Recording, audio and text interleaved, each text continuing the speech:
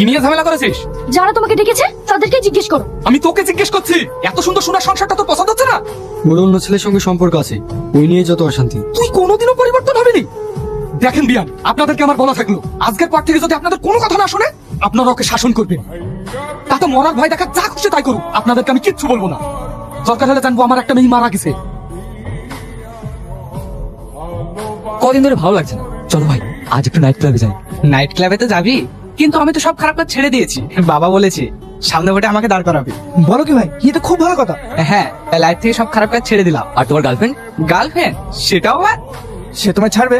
ছাড়বে না, সে ব্যবস্থা আমার আগে থেকেই করা আছে।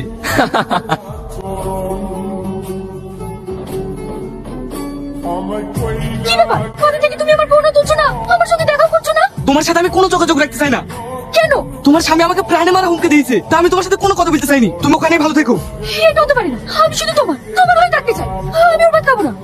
চলো আজ রাতে আমরা পালিয়ে যাই। সেটা আমি পারবো না, তোমার স্বামী আমার বাবাকে বলেছে তোমায় নিয়ে চলে গেলে সে আমায় শেষ করে দেবে। আমি তোমাকে ছাড়তে পারবো না। তুমি ওকে নিয়ে ভয় পাচ্ছ তো, তোমাকে আর ওকে নিয়ে ভয় পেতে হবে। আমি সে ব্যবস্থা করছি, কিন্তু তুমি শুধু আমার, শুধুই আমার।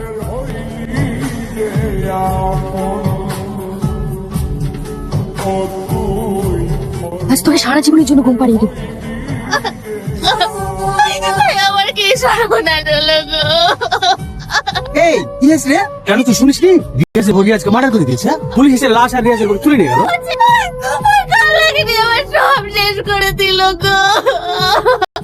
আপনাদের উদ্দেশ্যে একটা কথা বলি, এরকম রিয়াজ তুইনার মতো ঘটনা আমাদের সমাজে প্রতিনিয়ত ঘটে চলেছে। তাই আপনারা কোনো মিথ্যা প্রলোভনে না পড়ে, কোনো খারাপ অবৈধ সম্পর্কের সঙ্গে যুক্ত না হয়ে নিজের ফ্যামিলির মানুষটাকে আপন করে নিন এবং সুখে সংসার করুন। নইলে একদিন আপনাদের সব হারাতে হবে। তাই ভালো থাকুন, সুস্থ থাকুন। ধন্যবাদ।